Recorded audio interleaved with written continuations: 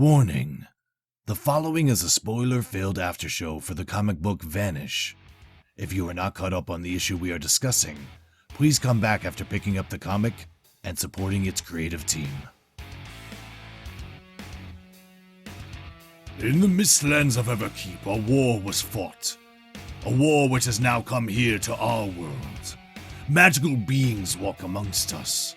Are they here to save this world or destroy it? Our hosts have been following Vanish since its conception, and now we will be discussing each issue and filling you in on our thoughts and insider knowledge. Join us as we explore this new series from creators Ryan Stegman and Donny Cates. Welcome to the Ravens of Everkeep! Welcome everyone to the first episode of the Ravens of Everkeep, a Vanish Aftershow. Today we will be discussing Vanish Issue 1. Let's meet our hosts. Joining us from the Great White North is Abigail Mendoza, artist and co-host of the Ghost Spider Groupies podcast. Hey. Next is the host and producer of the Next Issue podcast, Daniel. What's going on? From a galaxy far, far away is the rogue Jedi himself, Meech. Hello there. A content creator, performer, and co-host of the Blurred CD podcast. And I'm Ryan Michael Toon, voice actor, content creator, and Vanish's first cosplayer. Let's start our show. Off to you, Danny. How is everybody doing today? Yes, thank you for that introduction. Welcome everybody to the first episode of this show that we put together really as a labor of love because we love Vanish. So up front, I want to say we will be talking spoilers. Mm-hmm. So if you haven't read the first issue of Vanish, what are you doing? Go back. It's been out for months. Go back and read it. So let's talk a little bit about the book itself before we get into the story and all that. So this book is written by Donny Cates with art by Ryan Stegman, so co-created by those guys. Excellent. JP Mayer on inks, Sonia Obick on colors, and John J. Hill on letters as part of their KLC press. Before we get into this, I just kind of want to know, we'll go around the table real quick. How did you guys hear about Vanish? And let's start with Meech. Yeah. So I pretty much been following Ryan Stegman and Donny Cates ever since they started the Venom run in Marvel Comics. So like I've followed them on their Twitter and their social media page, and then they decided to sprinkle a little tidbit about a certain comic that they were doing together, and it all came to a head when they appeared at Houston's Comic Palooza for a promotion of Venom, and then they announced like, hey, we're doing Vanish up there, and that's how I found out, and that's how my whole love for Vanish just started. Very cool. Abigail, how about yourself? Well, I've been following Ryan since for like ever. I think back in 2016 when he used to do Renew Your Vows, and then Donnie, I followed him ever since he was announced that he was going to be on the Venom book, like along with Ryan, one of my favorite artists ever. So I've been on the following the team ever since. Venom's one of my favorites, and I would always get alerts from them on Twitter. I have both of my notifications for the two of them, and then when they started sprinkling like something new, like one of their teasers was, I think, the sigil that we all know from Vanish, Oliver's logo. It said "Signal incoming," and I'm like, "Ooh, what's that?" Very cool. Ryan, how about yourself? I was a huge fan of Stegman ever since Scarlet Spider stopped me in my tracks at a comic book store. I think it was issue 3, and I just walked and I was like, who is that? I need to know. His art style is very 90s. It's very awesome. I dig the way he draws a Spider-Man. Became a huge fan of his. Started hearing rumor. I would like to brag that I'm friends with some guys in the comic book industry. I started hearing rumors about this new guy, Donny Cates, coming up the ranks. And like everyone else, when I heard they were doing Venom together, I was so excited. Loved the Venom run. Loved crossover. Loved everything Ryan draws is dope, and he's just getting better and better. So I think I saw a single image where they didn't even know what it was going to be yet. They didn't know where it was going to land. It certainly wasn't a Substack or anything yet. And there was just this image, Vanish. And I remember bringing that image to my local comic book guy, and I said, this. Whatever this is, I want it. I don't know how it's getting here yet. I don't know who's distributing it, but give me this. So yeah, I was sold from the minute I saw that cover image. Very cool. So, as you guys may know, Donnie is from Texas, and he's actually from the area where I kind of am. So he's sort of a hometown hero. So I met him a long time ago, like 2013, when he was doing like books like Buzzkill and stuff like that with the drummer from the Toadies, Rez. So like since then I've been kind of following his career, and then I got introduced to Ryan Stegman through the Superior Spider-Man run. So like them kind of ending up working together was super cool, because when it's like doing a fusion dance of like two of your favorite creators and then they combine together. So yeah, a lot, like there's a lot of love for these two creators, and we really wouldn't be doing this without them, because there would be no Vanish to talk about. So very excited that they ventured out on their own. I think that's always, we're all content creators, so like creating stuff is pretty scary, but it's also very rewarding, right? So yeah, and they probably wouldn't be doing what they were doing if not for the Todd father. Let's give respect where respect is due. Yeah, that's true. Absolutely. You can see the influences. Obviously, the KLC Kids Love Chains is an old a wink wink to an old Todd McFarlane video on YouTube. For anyone that doesn't know, just Google Todd McFarlane, Stanley, Rob Liefeld, and you will see a fun little video of them drawing together in the late 80s, I believe. Oh yeah, very cool. The origins of KLC. Yeah, so let's get into this Vanish #1, because there's for a #1 issue, there is a lot to talk about, I think. So Ryan, Michael, would you get us started? Yes. So I will now be reading you the synopsis, and we'll go through, let's say, a chunk at a time, and then we'll discuss our thoughts. Here we go. A lone man walks home from a bar chugging a six-pack when he is ambushed by two thugs in an alley. After swiping his wallet, they identify the man as Oliver Harrison. The thugs threaten to rob his address until they are greeted by a young superhero. Introducing himself as Battle Rocket, the boy brutally dispatches the thugs, defending Oliver in the process. Shockingly, a bird sigil glows on Oliver's chest in Battle Rocket's presence. With an angry yell, Oliver claims to know who the hero really is, much to the boy's distress. All right, so let's get into it, because this book starts like at 60 miles an hour and it just gets faster and faster. But let's go around the horn again. We'll go the other way around this time. Ryan, tell me about this opening. Apparently this guy life sucks. Apparently he is very depressed. He's not having a good night, and it's only getting worse. Even when you think he's saved, it just keeps getting worse, where now he's picking a fight with his savior for reasons we'll get into later. But yeah, I just love it that from the get-go, our hero, or at least the protagonist we've met, is going through the ringer immediately. And I don't know, I just love the ups and downs. I love that right from the get-go, you don't know what's happening, but you're intrigued. So I loved it. Great. Abigail? Yeah, when I first was reading through Oliver's introduction and subsequent, let's say, dilemma, yeah, I was like, I'm not gonna sugarcoat it yet. This guy's life seems like it's a pretty crappy piece of shit. Yeah. Having with all of these drugs just to calm him down, and then when he wakes up, whatever he takes to get sober. I'm not surprised that and this is a daily cycle. Yeah, I'm just surprised that he hasn't shut down yet. It's intense. So cool. Meech, how about yourself? I mean, as most of y'all said, like when reading this, I'm just like, bro, this man is going through it. And it kind of just reminded me a lot of just many like 90s era characters when they're just introduction or origin, just pure angst and just pure going through it. And I'm just like, okay, this man, he looked to be on rock bottom, but somehow there, even at rock bottom, you can go lower, Yeah, Yeah. yeah.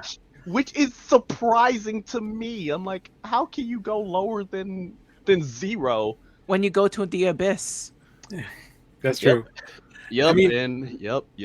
these so for months at a time, these pages that we just kind of showed a little bit of preview, and this part of the summary, that's all we had about Vanish, right? Like we like from previews and just stuff that Ryan and Donnie were sharing online.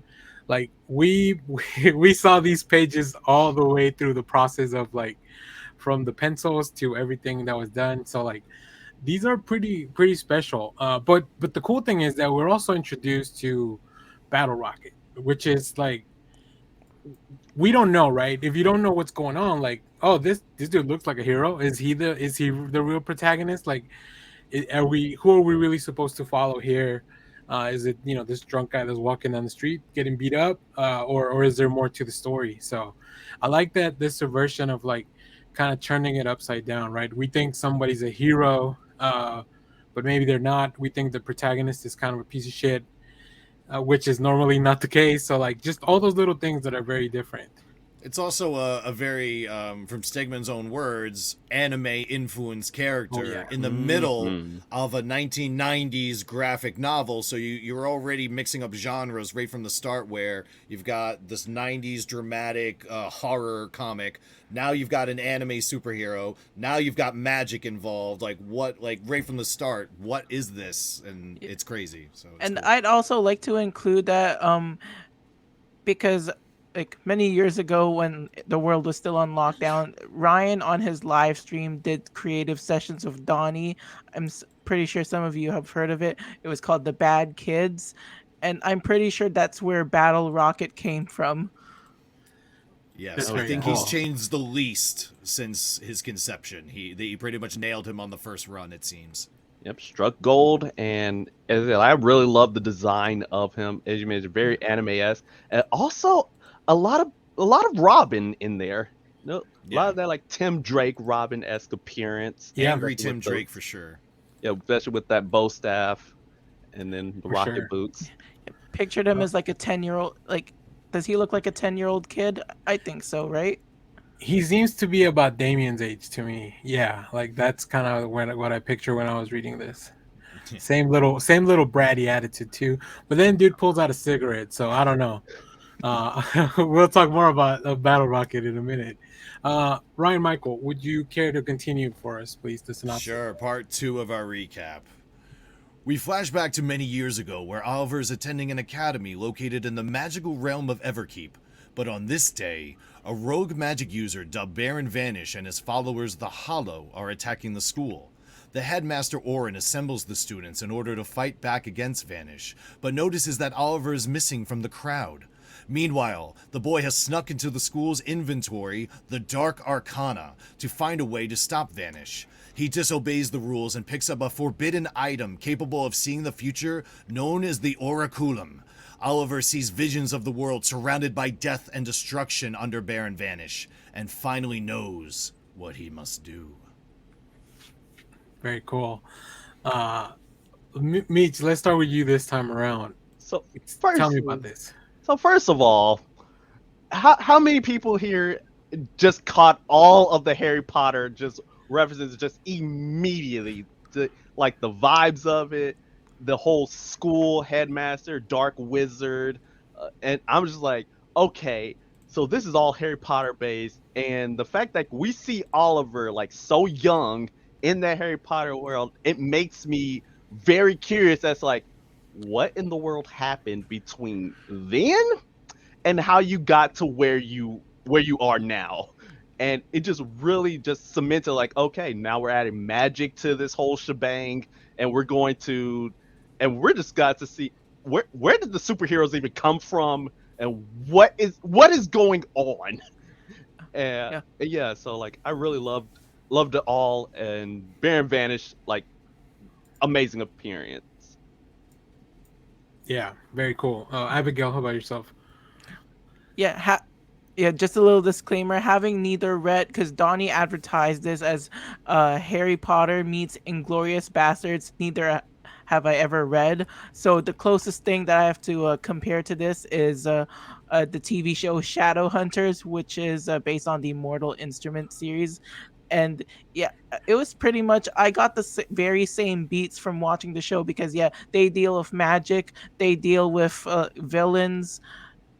Yeah, I was overwhelmed by the amount of lore that was included into this with the whole realm of Everkeep because all of the, yeah, and the superheroes, yeah, like what Meech said, where did these come from, and uh why was Oliver talking about how he was calling himself the chosen one during his monologue when he was walking Yeah. home.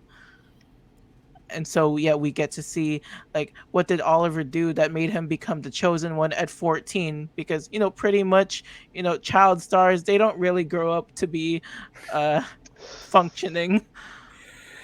It explains a little bit of the alleyway for sure. Ryan Michael.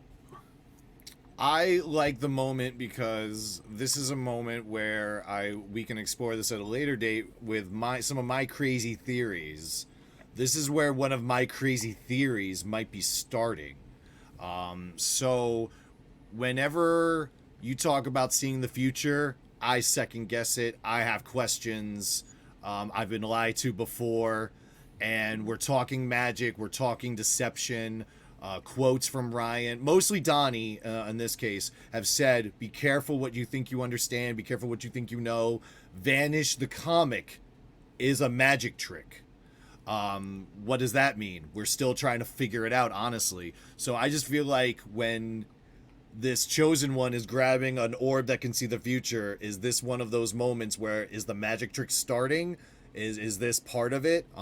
Because he basically, used that to see the big picture. He saw behind the curtain. He wants to see the whole trick, how it plays out, so he can plan his next move, which is one hell of a next move, and we'll talk to that when we get to it. Yeah, for sure.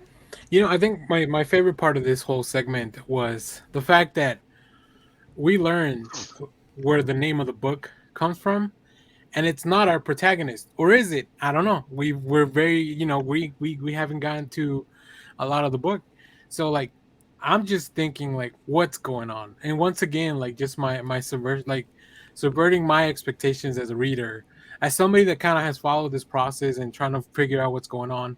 First of all, you take this superhero book and you throw magic at it in like page 5, or like in the opening pages, and then you take the protagonist, but that's not the name of the book. Like he has nothing to do with Vanish, at least as of what we know of this first issue. It feels very Hannibal, where it's Yes, about the very detective, much but so. it's Hannibal because let's face it, the villain's the star. Very So, much Yeah. so. And then I love a school thing. Like just some of my favorite X-Men stories are like when they're at school. I'm not. I've only seen the Harry Potter movies, so like I knew the kind of vibe that we were going for, but I'm not like a. I haven't read the books or any of that stuff. But Also, with all our behind the scenes knowledge, we know Donnie Cates has nothing but overwhelming amounts of love for not only My Chemical Romance, but specifically their Black Parade version Yeah. of My Chemical Romance, which might have had a very heavy, might have had a ton to do with the design of those uniforms for the school.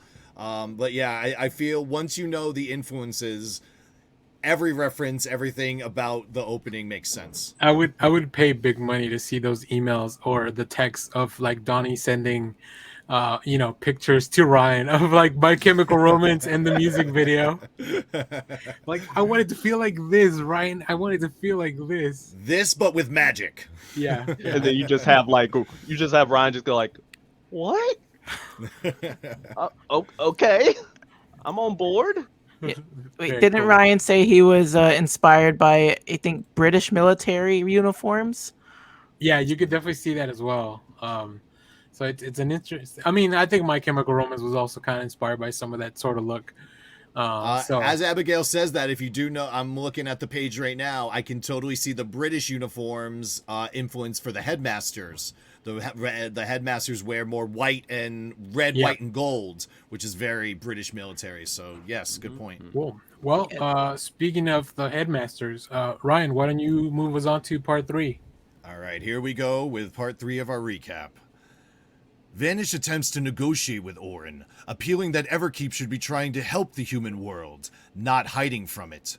Orin declares that helping means ruling by Vanish's standards. He laments about what Baron could have been while he was mentoring him, blaming himself for Vanish's corruption before attempting to strike him down.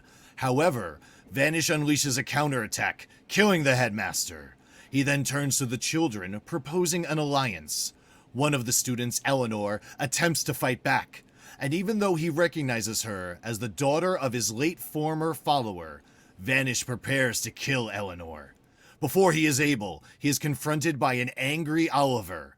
Vanish scoffs at the child's attempt, claiming no magical attack could hurt him. The boy pulls out a gun, uttering a single declaration, "Fuck magic," and kills the villain with a gunshot to the head.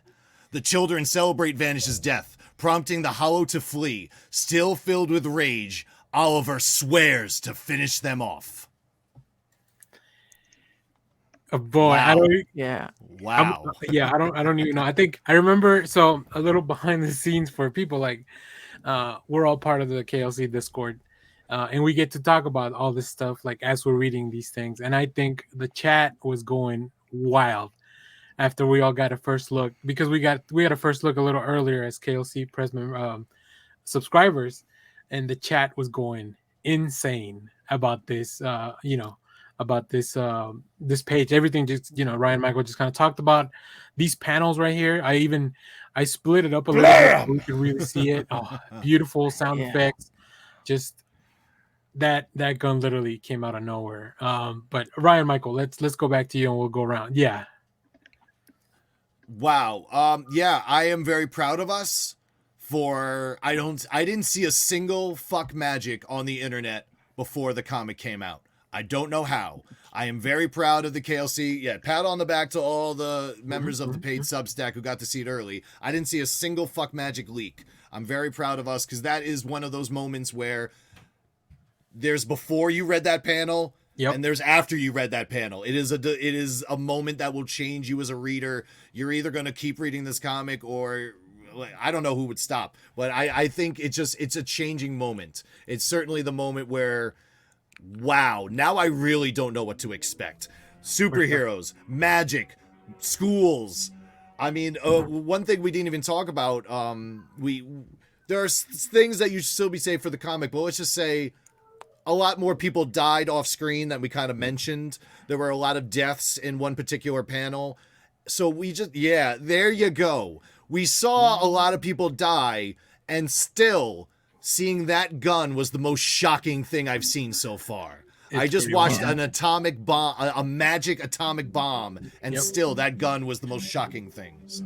Yep, and we just saw like guts all over the page too. Yeah. And the gun was the thing that we were like, so have it go. Yeah, I was floored by the amount of art that was in this segment, like from Orin's guts just spewing out, because Ryan's not allowed to do that at Marvel, like to an extent, because the closest thing that we can get is that it's censored out. Yep.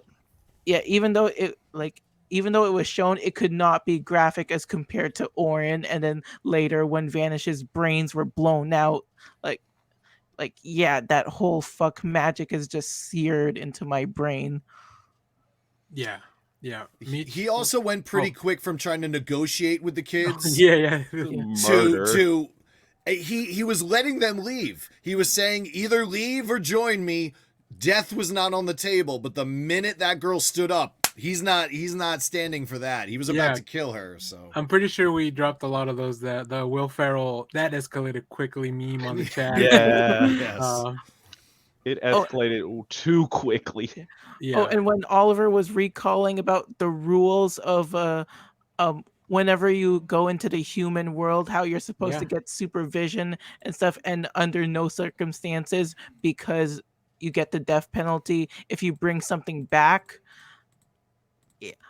Yeah. There's a lot of questions about the Arcana room. I agree. Yep. Yeah, there's so much in regards to not only just what artifacts are in that room, Hmm. will we see them again? And I'm starting to think like, wait, is that gun about to come back into play at some point? Because I think like Ryan and Donnie, like they know that this was the moment, Yeah. the moment in the basically in the entire comic. And you know, it's that moment. It's kind of like another Chekhov's gun, ha, uh, and it's gonna come back in probably the most spectacular way possible. Either Harrison about to pull the gun out again, or somebody else about to pull out a gun, or somebody else is about to spew out fuck magic. Either way, I want more. Yes.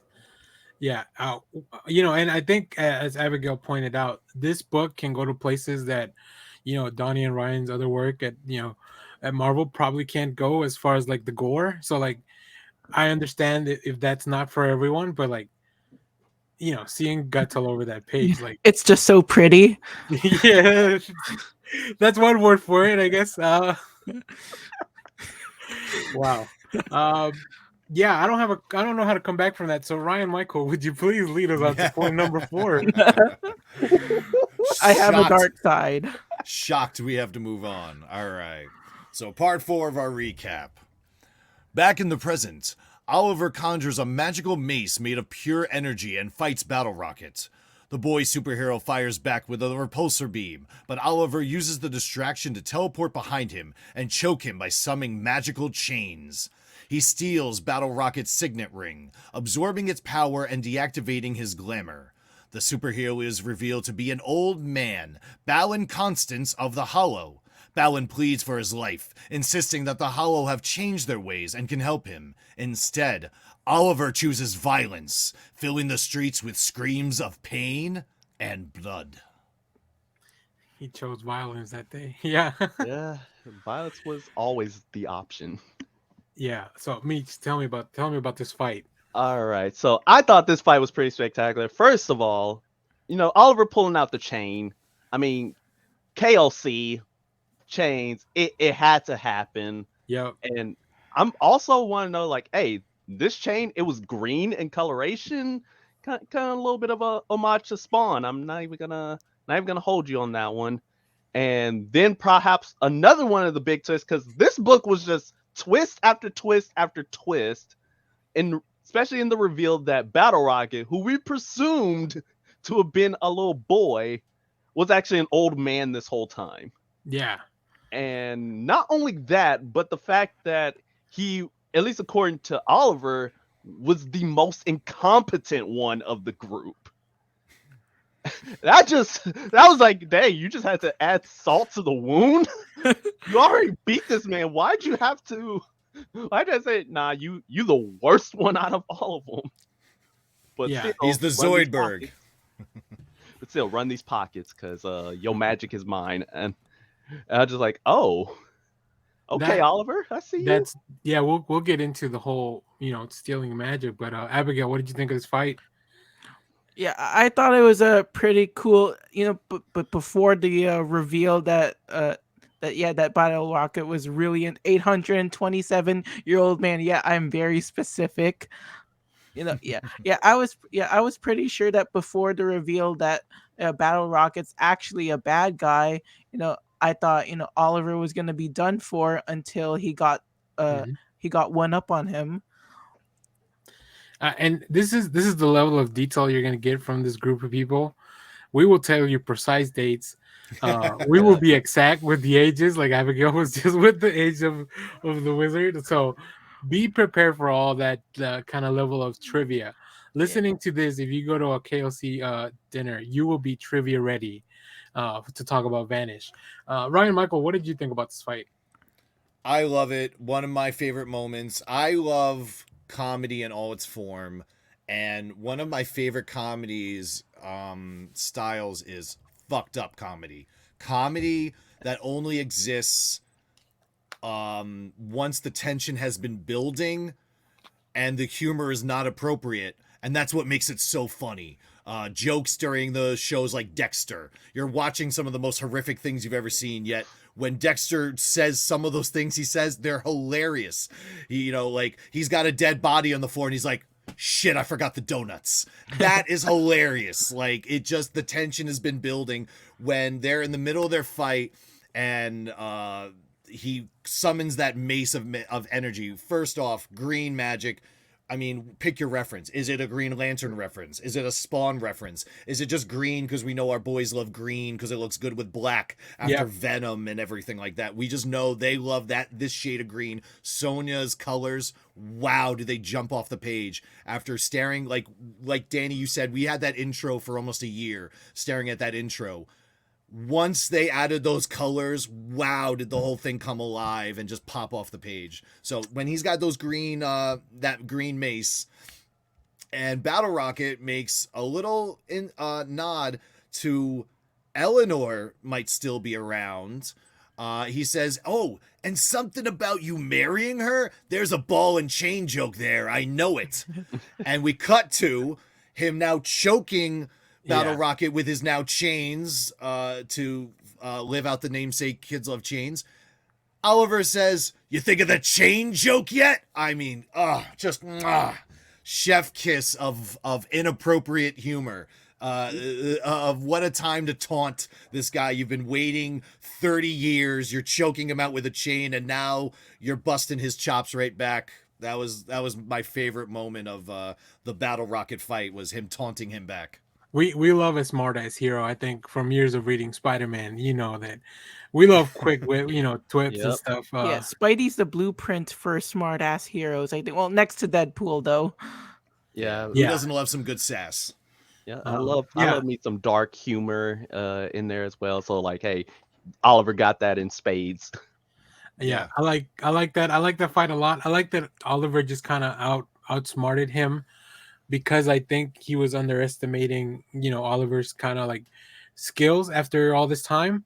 And eventually that kind of came to bite him in the ass. Also, the reveal of him being this old man from the Hollow, which then kind of leads us to another thing that we'll see more towards the last pages. So Ryan Michael, if you could please finish off the summary for this issue, and we'll talk about the rest. Just to piggyback off what you said about underestimating him, it seems, as I'm looking at the page while you're saying that, it seems that Balin, we'll call him, was setting himself up for a mage battle. Yeah. Magic. Oliver snuck up behind the guy and choked him out with a chain. He used magic, but it was a street brawl.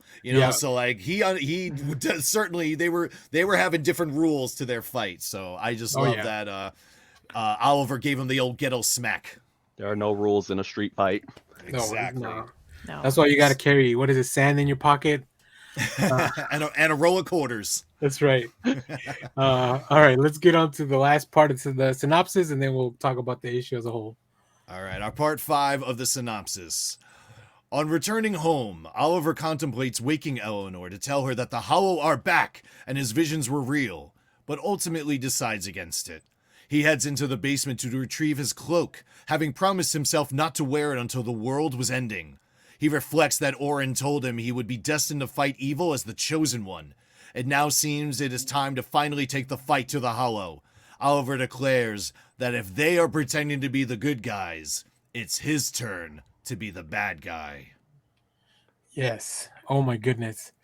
What a way to finish out this issue. So Ryan Michael, I'm gonna throw it back to you. Oh yeah, talk me through that last part of it. I loved it. A point I will skip and let Meech discuss. From the whole setup, I loved it. There is a hint of familiarity to it, but what I just loved was the suiting up process when he is, let's say, customizing his cloak for his now adult years. It just, for me, you can see the 90s love. I can now take a step back to see the 80s love. Because if you don't think of Predator, if you don't think of Commando, if you don't think of Rambo, if you don't think of Batman making his first suit in the 89 movie, that you must have happened off camera, you can just realize this is a man that is now going to the next level. He's pissed and now he's gonna take that and he's actually gonna act on how angry he is by making a vigilante suit. If you is I think the best name for it. So I loved it. I thought it was so cool. I was amped, and the final page just again chef kiss. I love that final page, which also not only is it a great final page, the longer you look at that final page, the more information you keep noticing and seeing. So I just love it. We're gonna talk about that final page in 1 second because I'm gonna pull it up. But in the meanwhile, Abigail, talk to me.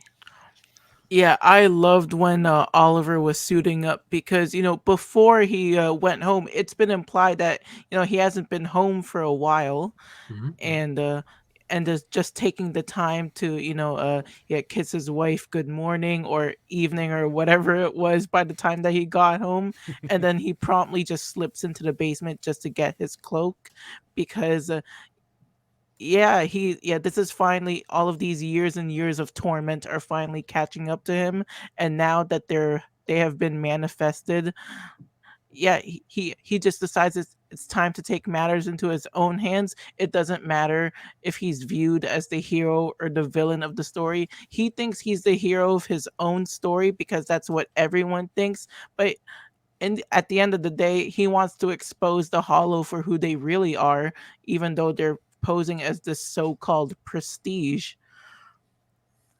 Yeah, that is a very interesting approach to this problem that Oliver's having. Meech, I think Ryan was definitely something that you wanted to point out to us, and as people that have read many a Donny Cates, Ryan Stegman books, tell us about it. All right, so I'm coming at this on the art end of it. So if you guys have noticed, like Ryan Stegman and his art, he tends to like reference himself a lot of times. And this case, it was no different. So there's a moment where like Oliver's back at home and he just goes to the bathroom, like he's fully sobered up from like all of the drugs and the alcohol that he was drinking, and he looks at himself in the mirror as he's reflecting on like what he's going to do and what he has to do, and it ends up being the exact same pose, which is actually on screen now at the bottom panel, to when Eddie Brock ends up having to take drugs in order to suppress the symbiote in Venom issue number 1. So I think like not only was that an awesome parallel, and it's like, okay, Oliver's no longer on drugs, Eddie is taking drugs, but also just you look at them, they're the exact same like facial model, like the chin, that chiseled chin is but and then the hair color, of course, one's lighter and then the other one's obviously darker. But I thought like that was just an amazing parallel, and I caught it like first glance. I'm like, hey yo, what is this? But Like, I've already read this. What's going on? I'm like, hold on, am I sure I'm reading the right Donny Cates and Ryan Stegman book that begins with a V?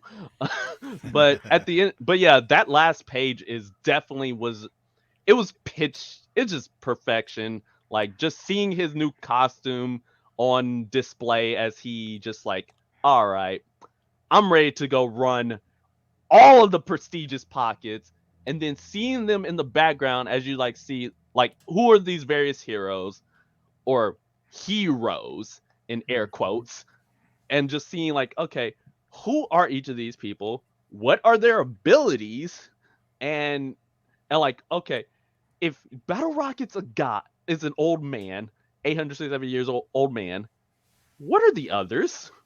Is the woman even a woman? Yeah. I mean, we've only seen the Hollow, in cloaks and very covered up, like not a lot of information. And now the fact that they kind of look more like this superheroes, like we don't know who's who, we don't know what's going on. That's all just a really cool way to kind of finish out the issue. I do want to say I think it was very neat that Oliver and Eleanor kind of ended up together. I didn't really see that moment coming along. I know they were very close when we and we don't get a lot of the school, so we can only reference kind of like the few sentences, right, that we read for each of the characters as they were in those pages that we saw in the school, or even during the attack of Vanish. But yeah, like just seeing that, like I don't know, it fills me with hope that maybe there's something that Oliver is like, he's not completely lost yet, right? So that was always very cool to come back to when he was back at his house. And yeah, I love a good dress up sequence. I think superhero comics, like, that's just a really fun trope to kind of go back and revisit. And man, Ryan can design a badass looking character, and he's done Mhm. a bunch in this book, Mhm. which we'll get to see more in the future. Um, and I think at this point we had seen a little bit of the Prestige, like in some preview images, but we didn't really have any context for it. So it was really cool to get to this last page and then get a little bit more context of like, okay, there's layers to all this stuff. So um, is there anything else we want to go back and talk about? We've kind of covered the full issue now, and then we'll move on to our next segment in a minute. But I want to just make sure that you guys have said everything we want to talk about this issue. I'll just say that even though I hope I did a good job reading it, that synopsis was written by Abigail Mendoza. So Yes, applaud to thank you very much. Abigail, Yeah. because she Thank you, really Abby. captured the essence of the story without getting into the minutia, without ruining. Everyone still needs to read this issue. Yes. But she really captured the spirit of the story. So thank you, Abigail. Yeah. Yeah, it was really hard trying to get everything into like 4 or 5 paragraphs, but essentially I just wanted to capture like what the TLDR of each section was, the meat of it, if you will. Oh, Nah, you did a good job. well, we'll send that a bad signal to Donnie and Ryan. And like, hey, can we see this script so Abigail can do a synopsis easier? Yeah. So Uh, that's a future issue. Yeah, very cool. Yeah, no, we now that you've done such a good job, Abigail, you're kind of stuck with it for the rest of the issues. Yep. But we appreciate it. Uh, cool. Is there any? So usually we have a few segments. Obviously, not every issue is going to have a lot of these things, but we want to kind of go through as the first episode. We want to show you a little bit of like what you can expect more in the future. But and if we have any of that stuff, we can kind of drop it in here. Do we have any cool behind the scenes things that we want to reference for issue one? I think for this one we saw a lot of stuff in the upcoming previews, but is there anything specifically you guys want to talk about for behind the scenes? I would Uh, just encourage anyone that likes what they see to subscribe to see all as much as you can see. They showed us the pencils to all 6 of the first pages. Watching them go from pencils to inks to color was one of the coolest experiences of comic books I've ever been a part of. I've never been able to watch the first year as it goes from literally 0 year to they're still Yeah. thinking it up, still writing it, to oh my god, they're sending me the inks, oh my god, they're sending me the colors, oh my god, they're sending me the digital, oh my god, it's in my hand. Yeah, To watch that's that whole interesting. experience Yeah. was just awesome. I know, Abigail, I think you have a point, but let me segue into this because Ryan brought something interesting up. So I didn't look at any. I think we got to see almost all of the first issue, like in the process stages of it. I Yeah. stopped watching. I stopped looking at those emails because I didn't want to get like spoiled, even though there was no like letter or anything.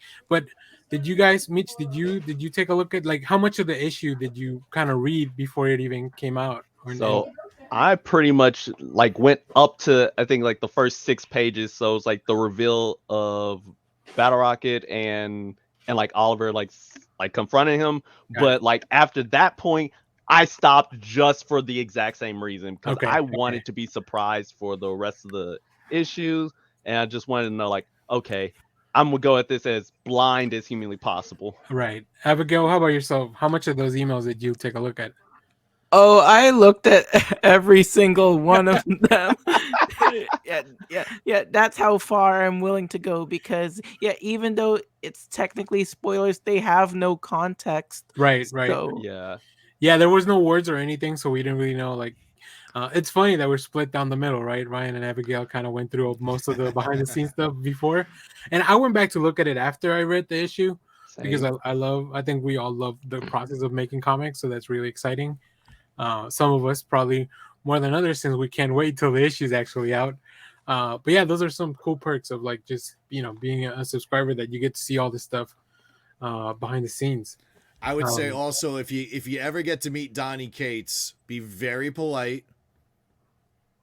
and let him talk. Well, that's probably just that's good advice Because for anyone, that really. guy, All of but them. I'm just saying that guy will tell you more than he should if you let him. Uh, when he was at the New York panel, someone asked him some questions, and he definitely probably told us more about the comic than he should have. But I mean, it just sunk my claws in deeper as, you know, he went on a tangent about all the things he hates about Harry Potter that he wishes he could fix. And it's like, well, obviously some of that's going to be in Vanish, you know, and it's just, I remember him constantly turning to Ryan going, am I allowed to say this? Am I allowed to? Fuck it. It's my book. Fuck it. Yeah, You know? yeah. So I just love that, they're unhindered. No one's holding them back. If they Right. want to tell you, if they want to pull you aside and tell you the secret, they can. They made it. They've got the master plan. So I just think it was really cool. Because I know there's still going to be twists. I know as much as he's telling us, there's a lot of things they're not telling us. So I was happy to get any tidbits I could, knowing they're still going to twist and blow my mind. Oh So. yeah, for sure. Mm-hmm. Cool.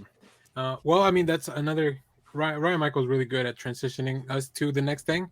The next thing that we'll usually talk about is fan perspective. Obviously, we're all fans, and that's a really cool thing. But overall, like, I saw very positive reviews from like throughout a lot of places, and I think that this book is definitely not for everyone. You definitely have to be.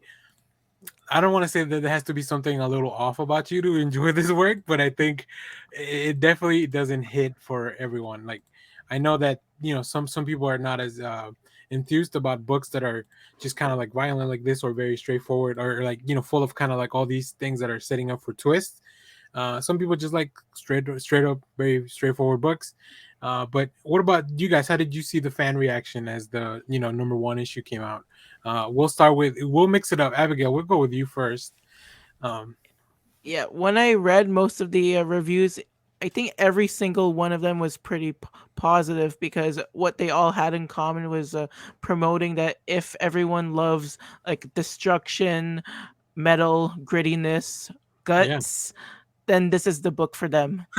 Yeah, for sure. Meech, what about you?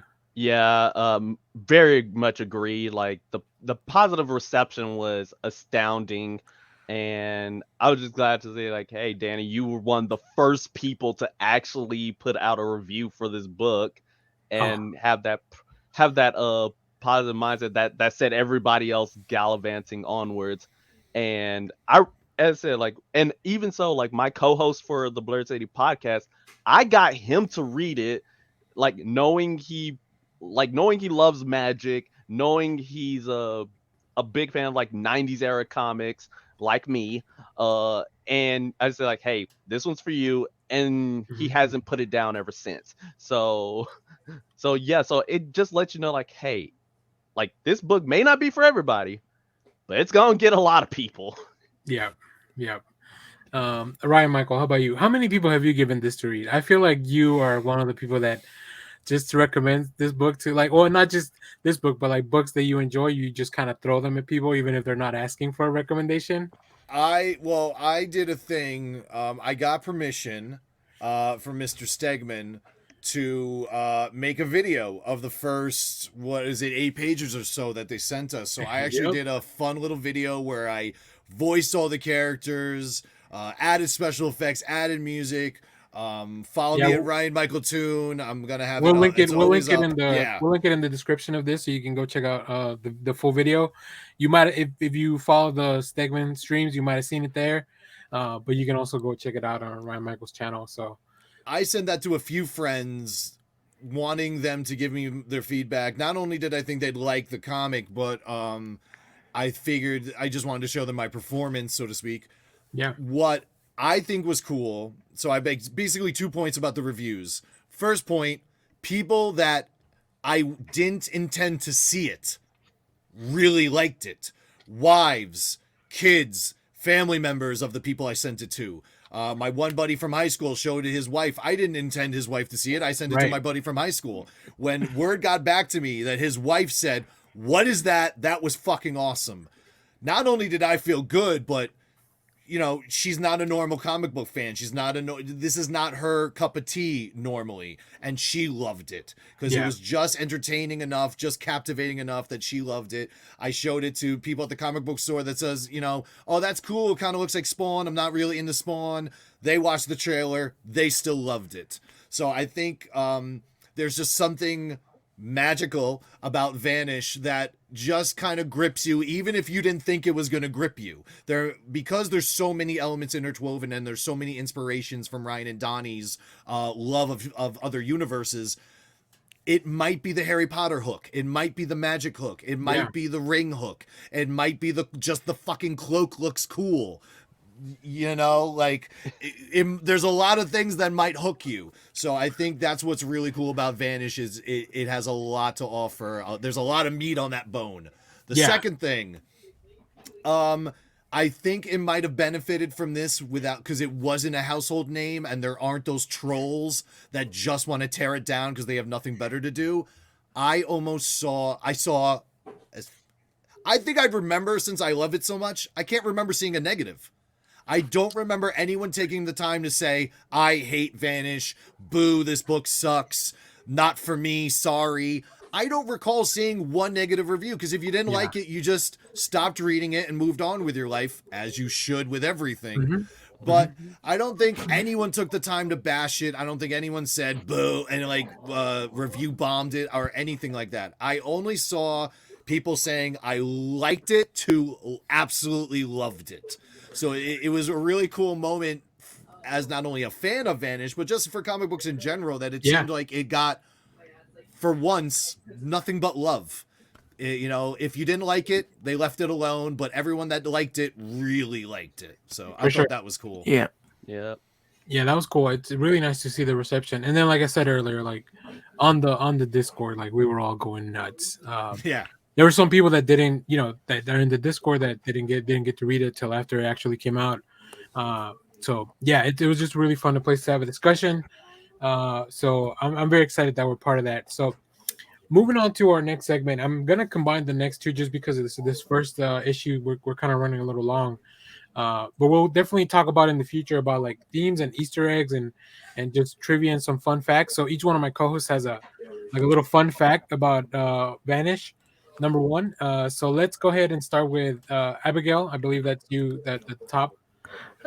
All right. So, our protagonist, Oliver Harrison. So, if you've been paying attention to whenever Ryan is telling his family stories on the streams, or if you've been listening to his Stegman and His Amazing Friends podcast, you'll know that he has two sons, Oliver, his eldest, and Harrison, his youngest, and that's where our protagonist comes from. Cool. Now, I know Abigail and Ryan have the same kind of fun fact, but I think Ryan has a specific quote. So, Ryan, tell us a little bit about that. So, Abigail pointed out that, reminded me that Stegman had to draw a house at the end of the comic.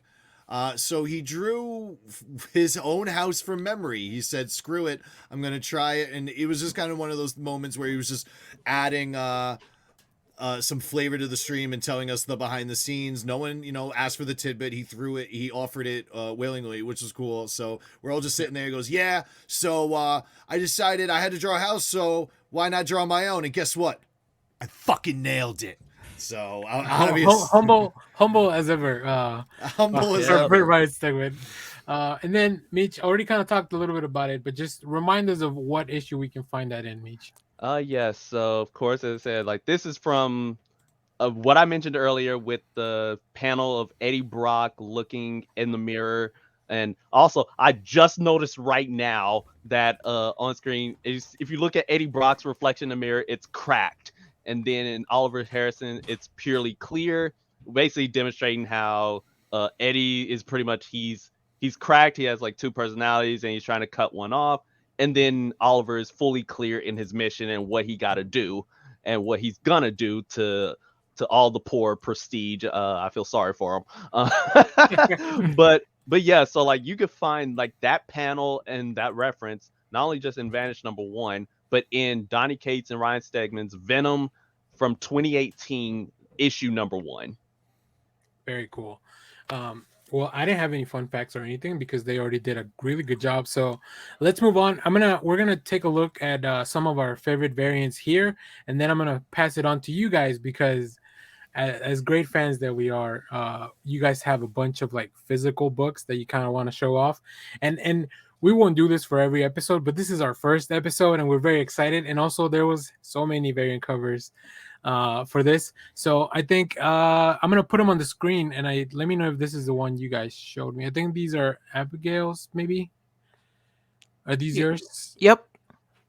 Yeah, so we have the Ed McGuinness and the Greg Capullo variants. Ed McGuinness was I think it was the 1 in 25, if I'm not 1 in 10. 1 in 10, and then Capullo was 1 in 25. Does that sound right? One in I think 50. so. Yeah, Yes. something Yep. like that. Oh yeah. Cool. Then we have, I believe this was Meech. Did you send these in, or was this also Abigail? No, this is also me. Okay, yeah, Abigail pulled a bunch of covers that we wanted to look at. It's a lot So of we good have ones. the Spawn homage, and then the Scotty Young, which we got to see Scotty Young pretty early on, I think, too, in the process. And then Ryan Michael, you sent these two in. Can you tell us who these are from? Because these are store exclusives, if I'm not mistaken. Yes, those are two store exclusives. I was lucky enough when I went to 2019 before the world went crazy. On the last day, I met a guy for Scott's Collectibles, very nice gentleman named Ryan Rumley, and we got talking because I'm friends with Giuseppe Camicoli. I was catching up with Giuseppe. He had to go do a panel. I'm talking with Ryan. He's like, "Oh, if you like their art, I got these two guys you got to meet. They're up and comers. You got to meet them. Kale Nagu, Alan Qua, two of the nicest guys you will ever meet." They were just getting started, both doing DC variants at the time. Now, holy cow, have they both blown up. Kale is now the cover artist for Iron Man. Like, Yeah. the guy does technology almost better than anyone. I don't know what it is with his hashing technique that makes metal look so good. But Kale is blown up doing Ghost Rider covers. He was doing X-Men covers. Now he's doing Iron Man. Alan Qua, the master of the big picture. This guy can fit 1,000 characters into a cover. He's got so many of these amazing covers that are just like, where's Waldo of that universe? He's got them for Marvel. He's got them for DC. He had a connecting cover where it was all the Spider-Verse characters, and he's, oh my God, he's just awesome dudes, awesome artists. So to see them, my friend, this moment where I made these new friends kind of come full circle to working on Vanish books, even lucky enough to get them to sign them this year at New York Comic Con. Nice. First time I got to see them since 2019. It was a beautiful moment of where I got to discover these rising stars. They're working on a rising star of a comic. There are so many. I think there's 60. We could make our own video if we want, just about the covers. Yeah, we'll definitely do that to revisit. So these are just highlights, and just those are my highlights. Those. Well, let me, since you're going, just go ahead and show us some of the good stuff you got physically there with you. And now, for anybody that's listening to this in audio form, you can go check out the full video where you can see all this. Well, this part may not be as cool, just listening to it, but yeah. I got my. Oh, I'm sorry, Danny. Didn't mean. No, I was just gonna say, I just want to let the audio listeners know, if you're listening to this in audio, I know there was a lot of visuals for this. You can always come back and watch the video on the channel. We'll have the links on the description. But yeah, go ahead, Ryan Michael. Shows what you got.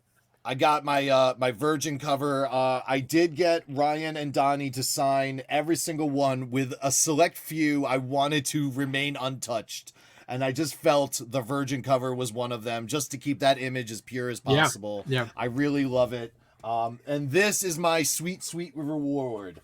As the first person, which is a better way to turn, there it is. As the first person crazy enough to cosplay as Oliver Harrison, I was actually gifted this sketch remarks with the first remarks they ever did, as far as I know. So that is the first time Ryan did an Oliver, and Donnie, as a writer, didn't have an Oliver, so he gave me a fuck yeah from Venom. Very cool. So those are, I wear those like, I would wear that like a badge of honor, and then I can't really show them off too much, but God, how cool were some of these covers? The foils, the sketches, the New York exclusive of the final shot, the Greg Capullo foil.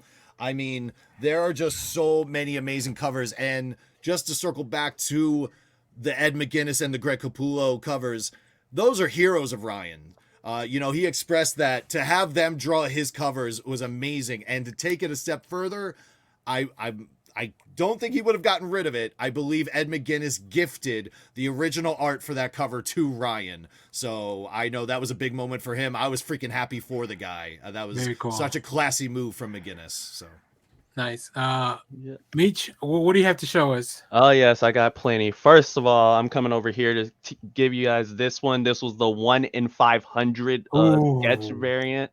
Of course, it's with the blue ink on there, so this one's my pride and joy. Yeah, I love it. I always have to have it double bagged up because I don't want to have it touched. And then this is a pretty amazing cover that I got. This one's by Kevin Delgado, and he also remarked it as well. And it's just pretty cool, really neat piece of art. And then two of my favorites all time, both of them by Tyler Kirkham. And this is, of course, the Batman homage, and then his Dark Knight Returns homage. Oh yeah, Oh. sweet. I'm just like, you can't have like an amazing character who wears a cloak / cape and not do a Dark Knight Returns homage. Yeah, Like, for that's sure. insanity to do that. And of course, I have like all the ones that Ryan showed and all the Yeah. ones Abigail showed as well. Especially shout out to Ryan for actually getting me the Capullo and the Capullo Yeah. and the final page variant, and having Ryan sign them. I was like, bro, you're the GOAT for that Legend. one. Legend. For Cool. KLC my pleasure, history. guys. My pleasure. Abigail, what have you been able to get up there in the Great White North?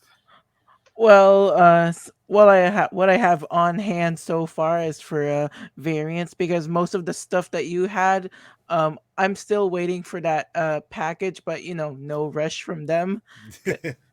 But yeah, anyway, I got the variant B, which was done by Ooh, Daniel Warren I Johnson. love it. Yeah. Mm. Yeah. Also, a second look at the school that they go to, like Yes. before it was blown up. Yeah, Daniel Warren Johnson, his covers. He's doing a cover, I think, for every issue. So make sure to tell your comic shop to add those to your pull list. And my next two, yeah, I also got the Capullo variant signed by Ooh. Ryan. And like what I really like the most from him, like the Virgin variant of Vanish #1 with a Baron Vanish remark that I won from Ryan's Whatnot. Oh, that's amazing. That's amazing. Yeah, that Vanish remark is sweet. Very cool. One of a kind. Well, I don't have any covers physically, but I mean, we do want to thank Ryan Michael was the GOAT at New York Comic Con, and he helped out so many people to get some really cool stuff. And we also appreciate Donnie and Ryan for taking the time to sign some of those things. They were very cool about it when they saw it was partly they didn't want to get roped into it, and partly they wanted to give us special treatment. When they saw how many I had, they said, you know what, why don't you come back later at 4:00? We're giving you a special little mini VIP signing. So before they did their second session that first day, they banged out all the signatures for the KLC group. So, Very cool. They love us. So it was really cool. Yeah, it's really neat. They're very neat creators. Them, and we didn't really talk much about the sub voice, but they get a shout out too. Yes, they're very active, just talking to everybody on the Discord. Very cool guys. So go check out all their stuff too. I'll put links to all our stuff and all that. So speaking of that, on the next episode of this, so we are starting this on the verge of issue 5 dropping in a matter of weeks.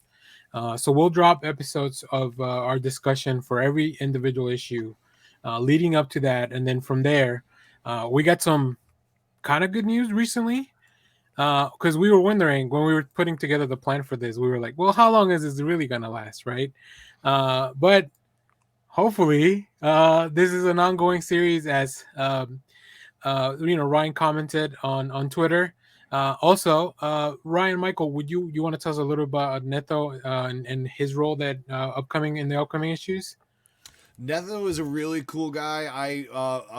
A friend we all have named Josh the Art Jedi is an up and coming comic artist. You guys should all check him out. He retweeted this amazing Spider-Man picture by Nathan Diaz. I followed him immediately, reached out, said, "You're amazing." He said, "Thank you." And we became friends on Twitter. And I did not harass him after that. We just exchanged messages here and there and became, casual friends on Twitter, just retweeting his stuff every now and then. He's got Legions of X. Killed it on Legions of X. It was awesome. Mm-hmm. And then Ryan gave us this little tidbit that because they only had, I believe it was 8 core issues fleshed out, and he wanted to stall and not just end on 8. He wanted to keep going. So in order to stall and buy him time, he invited a guest artist. Turned out to be Nathan Diaz. So Nathan is going to kill it. I've seen some of the pages, little sneak peeks, and it looks good. It looks loyal to the Vanish style, and Ryan picked a good one to fill in for him, so I'm excited to see. I can't believe we're getting another guy stepping in so soon, but I'm glad we are, because it shows that Ryan's willing to work with other people. It can be more than just him. So I'm really think excited. It's cool specifically because it's kind of like you're getting the go ahead from the creator, like, yeah, you can do this. So I think we trust his judgment as fans of like his work, and then Neto Diaz really he's proved himself over and over. So all right, so let's start closing up shop here. Meech, do you want to tell us a little bit about if you have any upcoming projects and where people can find you on the internet? Yes, of course. So I currently host the Blurred City podcast. You can find that on YouTube as well as all your podcast platforms. We have an amazing episode that's about to drop really soon on just all, because it's about to be March. It's a draft on all of the best sports movies of all time, and of course you got to have Rocky in there. I'm not gonna cap about that, but yeah, and then after. And you can find me pretty much doing all of that. And then just let you know, as a slight little tidbit on what we're going to do, we're actually going to start a gaming channel very soon. And our first one is going to be a versus Pokemon Nuzlocke. So we're about to see which one of us is the very best, like no one ever was. Hey, somebody's got to fill in Ash Ketchum's shoes now that he's out of there. Yep, because it ain't gonna be those 2 kids. It's gonna be me. But yeah, and then finally, I also have a TikTok on the Rogue Jedi 21 on TikTok. Post out of pocket content, and just you can just link that below, and people will get a gander at that. Very cool. Abigail, how about you? What are you working on? Where can people find you? I'm mostly on Twitter where I'm an artist, so sometimes I'll post some fan art here and there, and I'm about to be dropping some new fan art. Ryan Michael, you got a sneak preview of what I've been working on recently. Cool. So you can find me on Twitter at Abigail K Mendoza. I'm I also mentioned earlier, I'm also a co-host of the Ghost Spider Groupies podcast, where we discuss everything Spider-Gwen Ghost Spider. We recently dropped an episode talking about Spider-Man number 5, which is part of the End of Spider-Verse storyline. Next week we're about to drop an episode on the upcoming Spider-Gwen Shadow Clones number 1. So yay us. That looks insane. Let me tell you, that book, holy shit. And you can find Ghost Spider Groupies. You can follow us also on Twitter at GS Groupies. Cool. Ryan Michael, what do you got coming up? Where can people find you on the internet? I am at Ryan Michael Toon, Toon, like cartoon. I am on YouTube. I'm on Twitter. I am mostly voice acting, but I am starting my own show soon called Forged by Fandom, where I'm going to be inviting my friends on. I've got friends from all over the industry, voice acting friends, comic book friends, all kinds of creative friends, musical. I have one friend from college, it turns out, is a musical theater savant. I had no idea, but he's got thousands of followers, and people in the Broadway industry can't wait to meet him, because he's like the expert upon experts. So I've got all these amazing, talented friends. So I decided we're going to get a show, and we're just going to talk about why these things make our lives better, because I know, being a fan of Batman and Superman and video games and comic books and music especially, nothing's better than a live concert. So I just love everything so much. I just want to make a show where we get to talk about it all, and I'm gonna invite them on. So we got a few episodes already planned where I'm recording one soon about Mel Brooks and the history of the world. Because I was raised on Mel Brooks, the Marx Brothers, Animaniacs, vaudeville, I Love Lucy, old school comedy. So I love me some old school comedy. So we'll be Nice. talking about that soon. I hear there's a sequel or something in the works. Has it coming Something out like soon? that. Yep. Good old Very Nick cool. Kroll's going to give it a try. We'll see how he does. Very cool. Okay, well, I'm Daniel. You can find me on Twitter at Echo Spider or at Next Issue Pod, where you can find all our stuff. All the links for everything we just said will be down in the description. This has been the first episode of the Ravens of Everkeep Vanish Aftershow, and I'm very excited. I think if you're watching this far, please go ahead and follow us on Twitter. You can find the link to the show's Twitter. Also, we'll have an email there. If you have anything you want to tell us about this first issue or any of the upcoming issues, if you send something for issue 2, 3, or 4, we'll probably save it till we talk about it then. But make sure to send us an email or leave us a comment on the video, and we'll go back and talk about it on our next episode. Yep, our official Twitter handle is at Vanish Aftershow. We're launching, we're tweeting things out as we speak. So by the time this airs, stuff will all probably be done. Very cool. So yeah, in the future, like I said, we're going to be catching up to issue 5. And then from there, we should have at least one episode for every upcoming issue. And we are very excited. It's my sneak peek of issue 2. Oh, I was about to say, is that issue 5? How did you get issue 5? Oh, yeah, right. I was like, sir! That's the real magic trick. I already have. Right. Cool. Well, all right. Thanks for listening. Thanks for watching. And we'll catch you guys next time. Bye, everyone. Bye.